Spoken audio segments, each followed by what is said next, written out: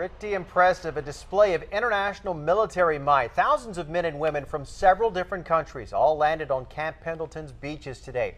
It's all part of a multinational exercise called Dawn Blitz. New at 5, 10 News reporter Joe Little was on the beach during that exercise and reveals why training alongside other countries has become part of the U.S. military's way of life.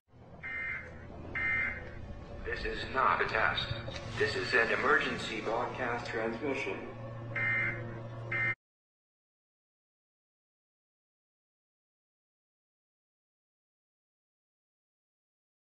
I was in charge. I was the Ministry of Defense coordinator. My job was to man, train, and equip the Iraqi army in Al-Anbar, Najaf, Karbala, and northern Babila provinces. And I can tell you right now, well, somebody had the great idea to get rid of the Iraqi army, so when we rebuilt it, we did everything we could to make it as strong as possible. And I'll tell you right now, Homeland Security would kick their butts in a week. What's happening here is we're building a domestic military because it's unlawful or unconstitutional to use American troops on American soil. So what we're doing is we're building a military. My best friend, who's a SWAT officer in Nashua, who came to Iraq with me to train the Iraqi police, sent me an email with a picture of him in the media on the streets of Watertown, Mass, wearing the exact same combat gear that we had in Iraq, only it was a different color. And the way we do things in the military is called task organization. You take a command and then you attach units to it in order to accomplish the mission. What's happening is Homeland Security is pre-staging gear, equipment, consistent. What they're trying to do is use standardized vehicles, standardized equipment. I saw a picture in the Boston Globe during the marathon bombing where there was a state police officer, actually there were two officers, they both had identical helmets, flak jackets, weapons, everything I wore in Iraq, only it was all blue. The officer on one side had a big patch on his back that said Massachusetts State Police. Another officer next to him, his patch said Boston Police. And so what we're doing here, and let's not kid about it, we're building a domestic army and we're shrinking the military because the government is afraid of its own citizens. The last time more than 10 terrorists were in the same place at one time was September 11th, and all these vehicles in the world wouldn't have prevented it, nor would it have helped anybody. So I don't know where we're going to use this many vehicles and this many troops. Concord is just one little cog in the wheel. We're building an army over here, and I can't believe that people aren't seeing it. Is everybody blind? That's all I'll say.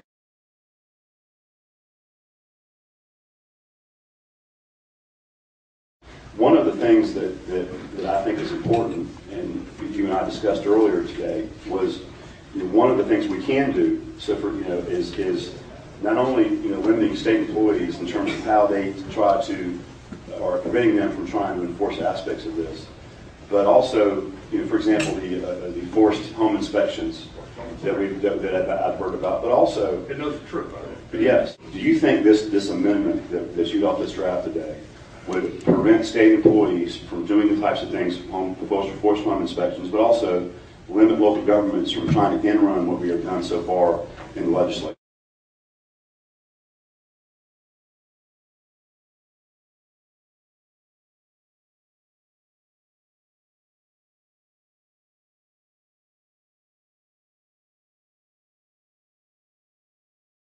FEMA and DHS signed a contract with Russia to send troops here in the event of an emergency.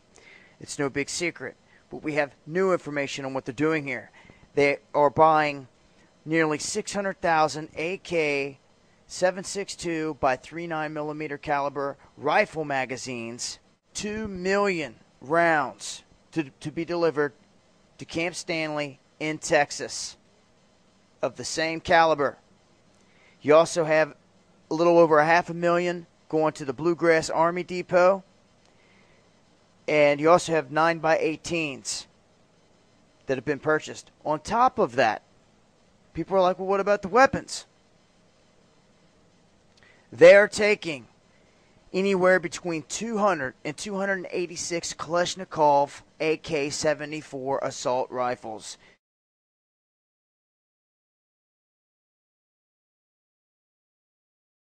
I have received a possible emergency FEMA Region 3 alert. FEMA Region 3 consists of Washington, D.C., Delaware, Maryland, Pennsylvania, Virginia, and West Virginia. This alert was sent to us by Senator Sheldon R. Songstadt, retired, of South Dakota State. This is Rev. Michelle Hopkins. Well, here is what the Senator's National Preparedness Research turned up. FEMA purchase orders for over $14.2 million for MREs and heater meals to be delivered to Region 3 by October 1st.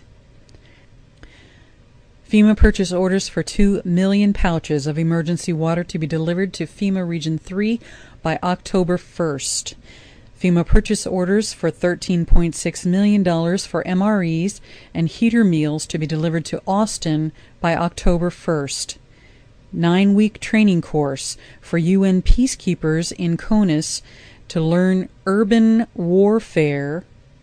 They're learning urban warfare, and they need to learn English and U.S. weapons systems.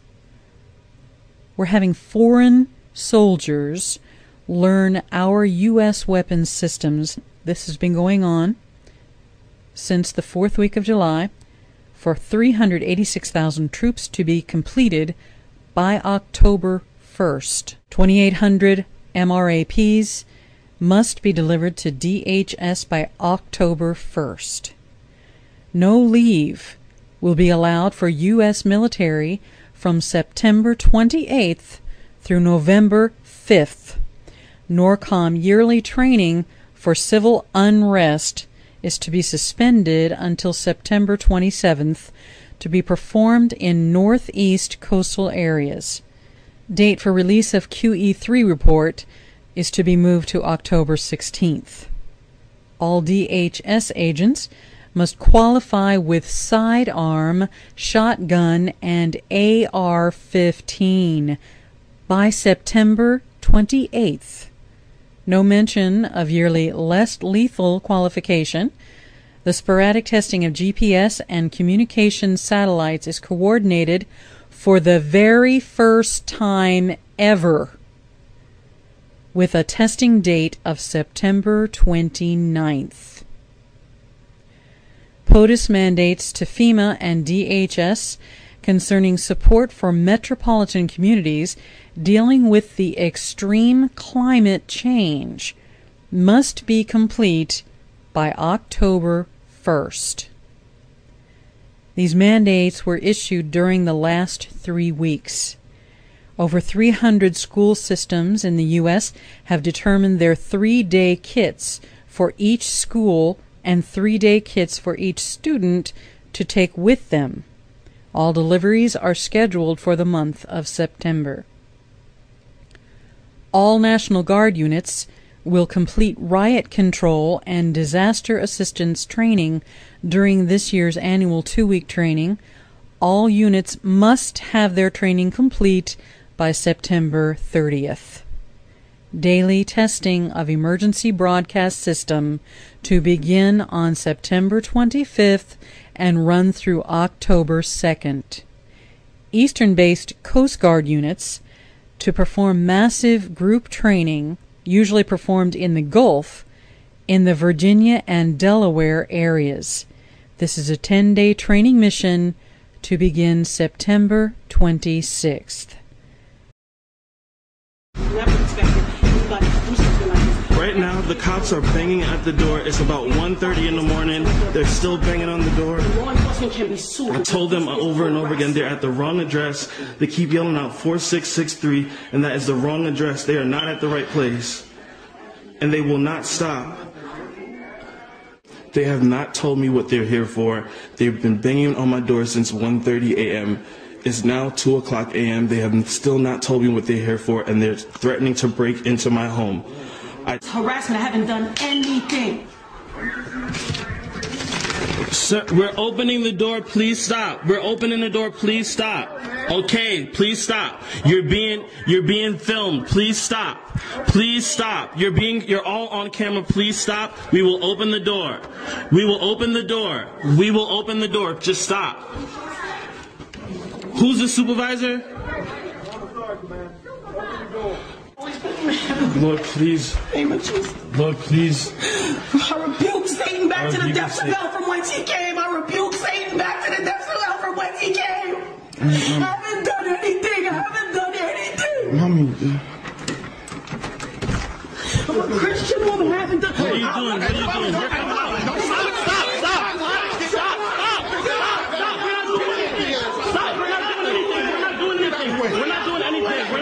We're not doing anything. We're not doing anything. We're not doing anything. Please stop. Please stop. We're not doing anything. We're not doing anything. On the ground. On the ground. Stop. On the ground. What are you doing?